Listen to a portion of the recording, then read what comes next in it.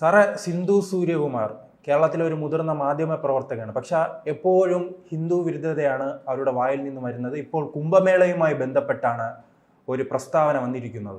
എന്തുകൊണ്ടായിരിക്കും ഇങ്ങനെ കുംഭമേളയെ ലക്ഷ്യമിടുന്നത്? സിന്ധു സൂര്യകുമാർ പേര് കൊണ്ട് ഹിന്ദു, ജന്മം കൊണ്ടും ഹിന്ദു, ജനിച്ചത് ഹിന്ദുവിലാണല്ലോ. കർമ്മം കൊണ്ട് താൻ ഹിന്ദു അല്ല എന്ന് പറയുന്നു, നിരന്തരം പറയുന്നു. കർമ്മരംഗം കൊണ്ട് താൻ ഹിന്ദു അല്ല, താൻ ഒരു മനുഷ്യജീവിയാണ്, അങ്ങനെയൊക്കെ പറയുന്നവരുണ്ട്. അതാണ് അവരുടെയൊക്കെ ജനസ്. ഞങ്ങൾ മനുഷ്യജീവിയാണ്, ഞങ്ങൾക്ക് മതവും ജാതിയൊന്നുമില്ല. ഇത് സിന്ധു സൂര്യകുമാറിനെ എന്തുകൊണ്ട് ഇന്ത്യയിൽ ഇങ്ങനെ നിന്ന് വിമർശിക്കാൻ പറ്റുന്നു? ലോകത്ത് ഒരു രാജ്യത്തും ഇങ്ങനെ പോയി വിമർശിക്കാൻ പറ്റത്തില്ല. അവിടുത്തെ ഭരണകൂടത്തെയും അവിടുത്തെ സംവിധാനങ്ങളെയൊന്നും ഇങ്ങനെ വിമർശിക്കാൻ പറ്റില്ല. അത് ഭാരതത്തിലായതുകൊണ്ടാണ്. അത് ഭരണഘടന നൽകുന്ന സ്വാതന്ത്ര്യമൊന്നുമല്ല. ഭരണഘടനയ്ക്ക് മുമ്പും ഈ സ്വാതന്ത്ര്യം ഇന്ത്യയിലുണ്ട്. ദൈവത്തിനെ പോലും തള്ളിപ്പറയാൻ, തർക്കിക്കാൻ ഉള്ള ചാർവാകന്മാരുണ്ടായിരുന്ന നാടാണ് ഇവിടെ. ഭാരതത്തിലെ ഹിന്ദുമതത്തെയാണല്ലോ, അല്ലെങ്കിൽ ഹിന്ദുത്വത്തെയാണല്ലോ ഇവർ ഏറ്റവും ഹിന്ദുത്വം അല്ല, ഹിന്ദു സംവിധാനങ്ങളെയാണല്ലോ കൂടുതൽ തള്ളിപ്പറയുന്നത്. ഭാരതത്തിലെ ഹിന്ദുക്കൾ ലോകത്തിലെ ഏത് ആളുകളെയും രണ്ട് കൈ നീട്ടി സ്വീകരിച്ചവരാണ്. മുസ്ലിങ്ങളെ സ്വീകരിച്ചു, ക്രിസ്ത്യാനികളെ സ്വീകരിച്ചു. ഇതിൽ നിന്ന് ബുദ്ധന്മാരായി ഉണ്ടായി, ബുദ്ധിസ്റ്റുകളുണ്ടായി, ഹിന്ദുമതത്തിൽ നിന്നുള്ള ബുദ്ധിസ്റ്റുകളുണ്ടായി, ജൈനമതക്കാരുണ്ടായി. ആരെയും തല്ലിയില്ല, കൊന്നില്ല. ലോകത്ത് ഒരു രാജ്യത്തും പോയി എന്തുണ്ടാക്കുന്നില്ല, അക്രമമൊന്നും ചെയ്യുന്നില്ല. ഇനി ഞാൻ കുംഭമേളയിലേക്ക് വരാം. കുംഭമേള ഭംഗിയായി നടന്നു. അവിടെ കോൺഗ്രസ് ആണ് ഭരിച്ചിരുന്നതെന്ന് വിചാരിക്കുക. അങ്ങനെ ഉണ്ടല്ലോ. 244 വർഷമായി. ഇപ്പോൾ കുംഭമേള നടത്തണ്ടേ? അടുത്ത വർഷമല്ലല്ലോ 144, കഴിഞ്ഞ വർഷമല്ല, ഇപ്പോൾ 144 ആയത്. നടത്തണമല്ലോ, നടത്തും. 12 വർഷത്തിലൊരിക്കൽ കുംഭമേള നടക്കുന്നു. എന്ന് തുടങ്ങിയതാ? BJP RSS ഉണ്ടായിട്ട് 100 വർഷമല്ലേ ആളൂ. ഇപ്പോൾ 100-ാം വർഷം ആഘോഷിക്കുന്നു. BJP ഉണ്ടായിട്ട് അത്രയും വർഷം ആയില്ലല്ലോ. നൂറ്റാണ്ടുകൾക്ക് മുമ്പുള്ള ദേവാസുര കാലം മുതൽ എന്താ ഒറിജിനൽ കഥ, ഐതിഹ്യ കഥ?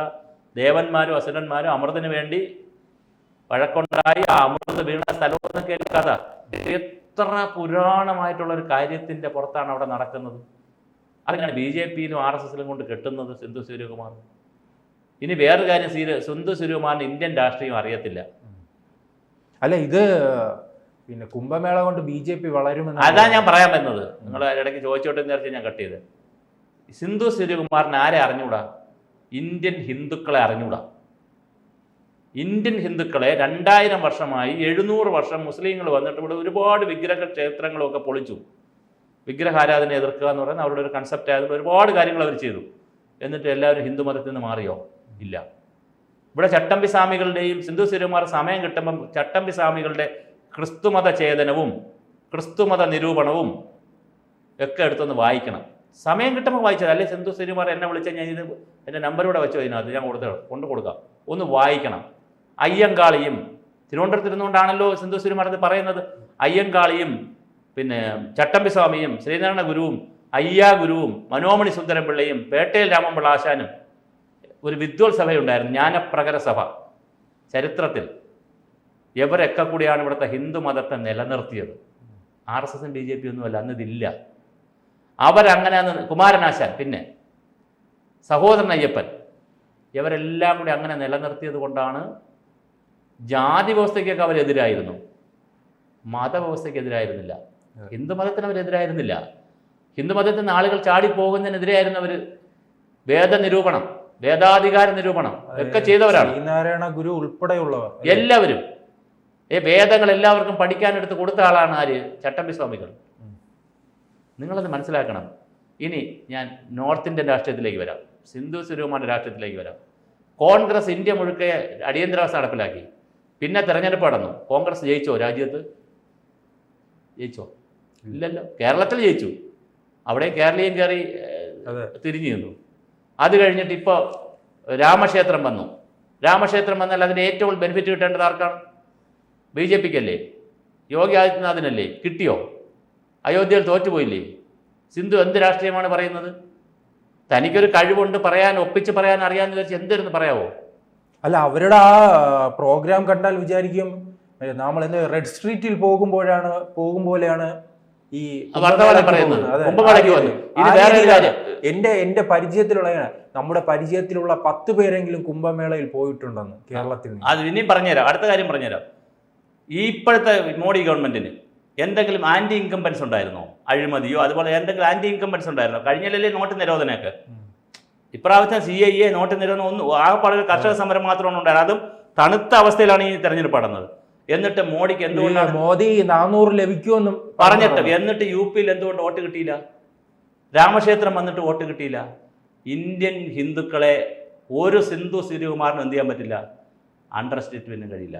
അവർ ജനാധിപത്യ വിശ്വാസികളാണ്, അവർ മതേതരത്തിൽ വിശ്വസിച്ചു. ഭരണഘടനയൊക്കെ വന്നിട്ട് എത്ര കാലമായിരുന്നേ? 1947 ഭരണഘടന വന്നോളൂ. 5000 വർഷത്തെ പാരമ്പര്യമുണ്ട് ഭാരതത്തിലെ ഹിന്ദുവിന്. ഞാൻ അഭിമാനപൂർവ്വം പറയുകയാണ്, ഹിന്ദുവിൽ ജനിച്ചതിൽ അഭിമാനപൂർവ്വം പറയുകയാണ്. കാരണം ഇത്രയും സ്വാതന്ത്ര്യം നൽകുന്ന, ജനാധിപത്യം നൽകുന്ന, മതേതരത്വത്തിൽ വിശ്വസിക്കുന്ന, ഏത് സംസ്കാരത്തെ സ്വീകരിക്കുന്ന, പള്ളി അമ്പലമുണ്ടെങ്കിൽ അതിൻ്റെ അടുത്ത് പള്ളി വയ്ക്കാൻ അവസരം കൊടുക്കുന്ന ഇത്ര മഹത്തായ ഒരു പരമ്പരയുടെ പിന്മുറക്കാരാണ് നമ്മൾ. ഇഷ്ടമുണ്ടെങ്കിൽ വിശ്വസിച്ചാൽ മതി, ഇഷ്ടമല്ലെങ്കിൽ വിശ്വസിക്കേണ്ട. ഇഷ്ടമുള്ളവർക്ക് അമ്പലത്തിൽ പോകാം, ഇഷ്ടമുള്ള ദേവനെ വെച്ച് വിശ്വസിക്കാം, വീട്ടിൽ ദേവനെ വെച്ച് വിശ്വസിക്കാം, ഗ്രാമത്തിൽ ദേവനെ വെച്ച് വിശ്വസിക്കാം. എന്തൊരു സ്വാതന്ത്ര്യമാണ് ഈ സംവിധാനം, എന്തൊരു ജനാധിപത്യമാണ്. വിശ്വസിച്ചില്ലെങ്കിലും കുഴപ്പമില്ല, തള്ളിപ്പറഞ്ഞാലും കുഴപ്പമില്ലെന്നേ.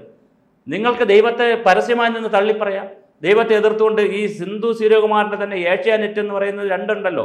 ഒരു ഏഷ്യാനെറ്റ് ന്യൂസും ഉണ്ട്, പിന്നെ ഒരു ഏഷ്യാനെറ്റും ഉണ്ടല്ലോ. അതിനകത്ത് എത്ര എന്റർടൈൻമെന്റ് പ്രോഗ്രാമാണ് ഹിന്ദുവിനെ അധിക്ഷേപിച്ചുകൊണ്ട് വന്നത്.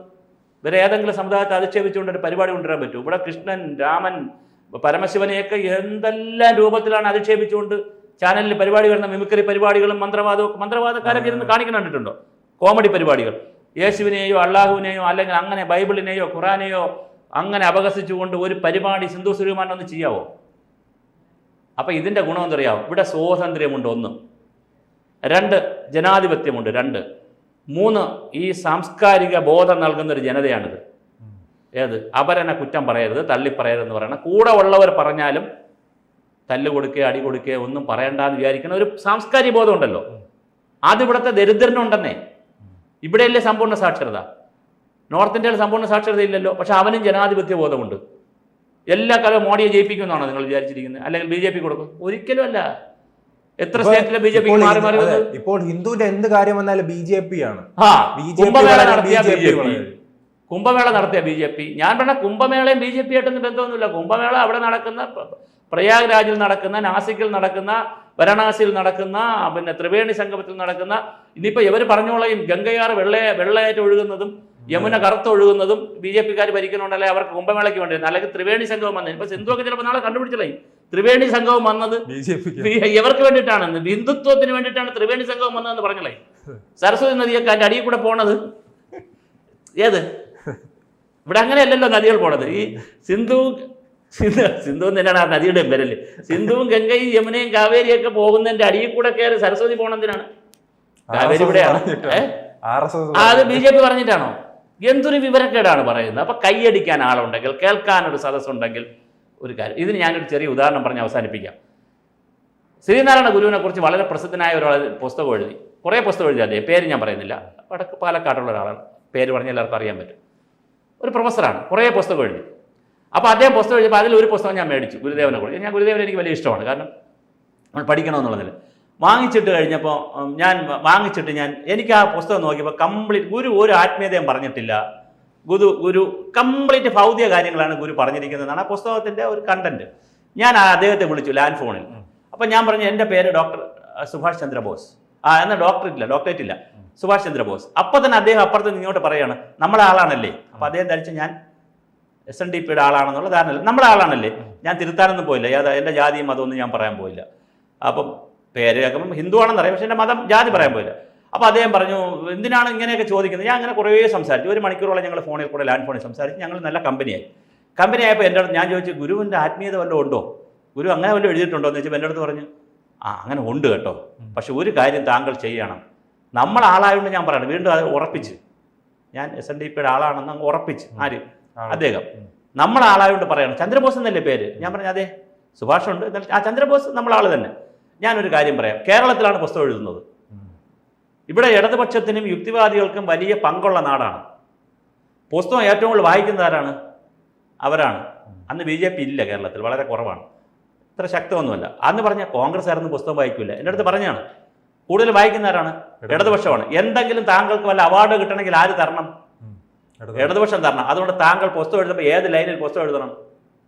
ഇടതുപക്ഷ ലൈനിൽ പുസ്തകം എഴുതണം. ഇതാണ് എനിക്ക് കിട്ടിയ ഉപദേശം. ഞാൻ പുസ്തകം എഴുതിയില്ല ഗുരുവിനെ കുറിച്ച്, അത് വേറെ കാര്യം. എനിക്ക് കിട്ടിയ ഉപദേശം ഇതാണ്. ഇവിടുത്തെ പിന്നെ പ്രധാന ഈ സിന്ധു സൂര്യകുമാർ പോലുള്ള ടീമിനൊക്കെ അവരെ തലച്ചോറ് എന്ത് ചെയ്തിരിക്കുകയാണ്, അവർ കൊണ്ട് പണയം വെച്ചിരിക്കുകയാണ്. ഇടതുപക്ഷം എന്നല്ല, ഒരു എവിടെയെങ്കിലും കൊണ്ട് വച്ചിരിക്കുകയാണ്. കുറച്ച് പേര് അരാജകത്വത്തിൽ കൊണ്ടുവച്ചിട്ടുണ്ട് തല, ഈ മാധ്യമപ്രവർത്തകർ. വേറെ കുറച്ച് പേര് മതങ്ങളിൽ കൊണ്ടുവച്ചിട്ടുണ്ട് തല, എവിടെയെങ്കിലും കൊണ്ടുവച്ചിട്ടുണ്ട്. നമുക്ക് ഇഷ്ടമില്ലാത്തവരെല്ലാം പറയുന്നത് ഇതാണ്. ഇനിയിപ്പോൾ നാളെ പിന്നെ മാറി വന്നെന്ന് വിചാരിക്കുക, കോൺഗ്രസ് രാജ്യം ഭരിക്കുക, എന്നുള്ള ഇന്ത്യ മുന്നണി വന്നെന്ന് വിചാരിക്കുക, കുംഭമേള നടത്തൂലേ? യു പിയിൽ വേറെ ഗവൺമെൻറ് വന്നു, കുംഭമേള അടുത്ത 12 വർഷം കഴിയുമ്പോൾ യു പിയിൽ വേറെ ഗവൺമെൻറ് വന്നു, നടത്തൂലേ? ആര് വന്നാലും നടത്തും, CPM വന്നാലും നടത്തും. കാരണം ഇത് നൂറ്റാണ്ടുകളായി, വർഷങ്ങളായി, നൂറ്റാണ്ടുകളായി, യുഗങ്ങളായി മനുഷ്യൻ ചെയ്തുകൊണ്ടിരിക്കുന്ന ആത്മീയതയാണ്. അവിടെ മലയാളികൾ പോകും. ഇനി ഒരു കാര്യം കൂടെ പറഞ്ഞ് അവസാനിപ്പിക്കാം, നമുക്ക് സമയമാവുന്നുണ്ടല്ലോ. ഈ കേരളത്തിൽ കാസർഗോഡ് മുതൽ പാറശാല വരെ എടുത്താൽ നമ്മൾ ഈ സംസാരിക്കുന്ന മാസങ്ങളിൽ ഉത്സവമാണ്, എല്ലാ അമ്പലങ്ങളും ഉത്സവമാണ്. ഇത് ആത്മീയതയുടെ ലാൻഡാണ്. ഇടതുപക്ഷത്തിൻ്റെ നാടൊന്നുമല്ല ഇവിടെ. പുറത്തവർ ഇടതുപക്ഷമൊക്കെ പറയും, ആറ്റോക്കോലി പൊങ്കാലിടാനും പോകും. രാവിലെ പള്ളിയിൽ പോയിട്ടാണ് പാർട്ടി ഓഫീസിൽ പോണത്. ഇത് ആത്മീയതയുടെ ലാൻഡാണ് ഇവിടെ. ആദിശങ്കരൻ്റെ നാടാണ്, ഗുരുദേവൻ്റെ നാടാണ്, പിന്നെ ചട്ടമ്പിസ്വാമിയുടെ നാടാണ്, അമ്പലങ്ങളുടെ നാടാണ് ഇവിടെ, തെയ്യത്തിൻ്റെ നാടാണ്, മുട്ടിന് അമ്പലമുള്ള നാടാണ് ഇവിടെ. ആത്മീയതയുടെ പറുദീസയാണ് കേരളം. പിന്നെ കുറച്ച് ഇടതുപക്ഷ പാർട്ടികൾക്കും കുറച്ച് യുക്തിവാദികൾക്കും ഒക്കെ ഇടതുപക്ഷത്തിൻ്റെ അധികാരമൊക്കെ കിട്ടി, EMS-നെ പോലുള്ള ആളുകളും അങ്ങനെ അന്നത്തെ നായർ നമ്പൂതിരി സമുദായത്തിൽപ്പെട്ട ആളുകളൊക്കെ ഇറങ്ങി വന്ന് കുറേ ആശയവും പുരോഗമനവും ഒക്കെ പറഞ്ഞപ്പോൾ കുറച്ച് ആളുകൾ അതിൻ്റെ കൂടെ പോയി എന്നുള്ളതല്ലാതെ അടിസ്ഥാനപരമായി കമ്മ്യൂണിസ്റ്റ് ആയോ ആരെങ്കിലും ഇവിടെ? എല്ലാവരും ഇപ്പോൾ അവസാനം കമ്മ്യൂണിസ്റ്റ് പാർട്ടി ഇപ്പോൾ പറയുന്നതാണ് സിന്ധു സൂര്യകുമാർ അതൊക്കെ പഠിക്കണം. ഇപ്പോൾ പറയുന്നത് എന്താണ്? അമ്പല കമ്മിറ്റി പിടിച്ചെടുക്കൂ. സിന്ധു ഒക്കെ ഏത് ലോകത്താണ് താമസിക്കുന്നത്? ഞാൻ പറഞ്ഞില്ലേ, അയോധ്യ വന്നിട്ട്, അത് പറഞ്ഞ് അവസാനിപ്പിക്കുക, അയോധ്യ വന്നിട്ട് അതിൻ്റെ ഗുണം ആർക്കും കിട്ടിയില്ല. BJP കിട്ടിയില്ല, പിന്നെ ആദിത്യനാഥിനും കിട്ടിയില്ല, അവിടെ പോലും പാസ്സായില്ല. അപ്പം അങ്ങനെയല്ല ഇന്ത്യൻ ഹിന്ദുക്കൾ. ഇന്ത്യൻ ഹിന്ദുവും BJP RSS ആയിട്ടൊന്നും ബന്ധമില്ല. അവിടെ ശബരിമല പോണവരെല്ലാം പിന്നെ BJP ആണോ? ഇനി അങ്ങനെ കൊടുക്കാവോ? തിരിച്ചല്ലേ സിന്ധു പറയേണ്ടത്? എല്ലാവരും ഇവിടെ പോകണമെന്ന് പറയണം. കുംഭമേളയ്ക്ക് പോയി, പരമാവധി വിശ്വാസികളും കുംഭമേളയ്ക്ക് പോയി, ഇതൊന്നും BJP-യുടെ RSS-ന്റെ കയ്യിൽ കൊടുക്കരുതെന്നല്ലേ പറയേണ്ടത്? അങ്ങനെയാണ് പറയണമെങ്കിൽ. അതിന് പകരം എന്ത് ചെയ്യാണ്? ഏതെങ്കിലും വിശ്വാസി പോവുകയാണെങ്കിൽ ആ വിശ്വാസികളെ BJP ആക്കി, സംഘിയാക്കി, അങ്ങനെയാക്കി, ഇങ്ങനെയാക്കി. എന്തൊരു നാടാണിത്? എന്താണ് സിന്ധു പറയുന്നത്? സിന്ധുവിന് ഒരുപാട് കഴിവുണ്ട്. ഞാനൊക്കെ നേരത്തെ ഈ പരിപാടി കേൾക്കുമായിരുന്നു. പിന്നെ പറയുന്നത് എന്താണെന്ന് സിന്ധുവിന് തന്നെ ഒരു ധാരണയില്ല. ഭാഷ കൊണ്ടൊരു അമ്മാനമാട്ടമാണ്. അവസാനം കണ്ടന്റ് എടുത്ത് നോക്കുമ്പോൾ നമുക്ക് ഭ്രാന്ത് വരും. ആദ്യം പറഞ്ഞതല്ല അയാൾ അവസാനം പറയുന്നത്, അദ്ദേഹം അവസാനം പറയുന്നത്. അതുകൊണ്ട് സിന്ധു ഒക്കെ പറയുന്നതിന് പൊട്ടത്തരവിടെ പറഞ്ഞു. ഇന്ത്യൻ ഹിന്ദുക്കളെ വിലയിരുത്തണമെങ്കിൽ 10,000 സിന്ധു സൂര്യകുമാർ ഇനി വരേണ്ടി വരും. അത്രയ്ക്ക് ജനാധിപത്യ ബോധവും മതേതരത്വ ബോധവും സ്വാതന്ത്ര്യ ബോധവും ഉള്ളതാണ് ഇന്ത്യയിലെ ദരിദ്ര കോടികൾ. അവരെ ഒന്നും ചെയ്യാൻ പറ്റില്ല. ശ്രീയത്തെ ഒരു പാർട്ടി വിചാരിച്ചാൽ അവരെ ഹിന്ദുത്വമാക്കാൻ പറ്റില്ല, ഒന്നും ചെയ്യാൻ പറ്റില്ല. അവർ വരും, മേളയ്ക്ക് വരും, കുംഭമേളയ്ക്ക് വരും, ഉത്സവത്തിന് വരും, എല്ലാം ചെയ്യും. പക്ഷെ അവരെ ഇതാക്കാൻ പറ്റത്തില്ല. അവർക്കറിയാം അതിൻ്റെ റൂട്ട്. അത് ഭാരതത്തിൻ്റെ സനാതന ധർമ്മമാണ്, ഭാരതത്തിൻ്റെ മൂല്യബോധമാണ്. അതൊന്നും ആരെയും മാറ്റാനൊന്നും പറ്റത്തൊന്നുമില്ല. അതിങ്ങനെ അനുദിനം പട്ടിണി കിടന്നിട്ടും എന്തെല്ലാം കിട്ടി. 2000 വർഷം നമ്മൾ ഉപദ്രവിച്ച് വിദേശ രാജ്യത്ത് നിന്ന് ആളുകൾ വന്ന് നമ്മൾ മാറിയോ? എന്തെല്ലാം കിട്ടി? ആശുപത്രി, പള്ളി, അമ്പലമല്ല, സ്കൂള്, എന്തെല്ലാം കൊടുത്തു, ബൈബിള്, പുസ്തകം, എന്തെല്ലാം കൊടുത്തു, മോഹിപ്പിക്കുന്ന എന്തെല്ലാം കിട്ടി. ആരെങ്കിലും പോയോ? വളരെ കുറച്ച് പേര് പോയി, അവർ തിരിച്ചു വന്നു. കുറേ പേര്, കുറച്ച് പേരേ ഉള്ളൂ. മഹാഭൂരിപക്ഷം ഈ പട്ടിണി കിടന്നിട്ടും തൻ്റെ വിഗ്രഹത്തെ എടുത്തുകൊണ്ട് ഓടിയവരാണ് ഹിന്ദുക്കൾ. ടിപ്പു സുൽത്താൻ്റെ കാലത്ത് പറഞ്ഞ ഒരുപാട് പറയേണ്ടി വരും, പിന്നെ ഒരുപാട് പേരായിട്ട് വഴക്കുണ്ടാക്കേണ്ടി വരും. അതുകൊണ്ടാണ് മിണ്ടാതിരിക്കുന്നത്. അതുകൊണ്ട് സിന്ധുവൊക്കെ എന്ത് ചെയ്യുക? ചരിത്രം പഠിക്കുക. ദയവായി ഹിന്ദുവിൻ്റെ പുറത്ത് കയറുന്നത് മതിയാക്കുക. BJP RSS-നെ എന്താ പറഞ്ഞത്? അത് പൊളിറ്റിക്സാണ്, അതിനൊന്നും നമുക്കില്ല. ഹിന്ദുക്കളുടെ പുറത്ത് കയറുന്നതൊന്ന് സൂക്ഷിക്കണം. അത് ഹിന്ദു ആയതുകൊണ്ട് പറഞ്ഞതാണ്, അല്ലാതെ മതം പറഞ്ഞതല്ല കേട്ടോ. ഞാൻ ഭാരതത്തിൽ ജനിച്ചൊരു അഭിമാനമുള്ള ഹിന്ദുവായി ജനിച്ചതിൽ അഭിമാനിക്കുന്നതുകൊണ്ട് പറഞ്ഞതാണ്, അല്ലാതെ എൻ്റെ മതമൊന്നും പറഞ്ഞതല്ല. ഓക്കെ.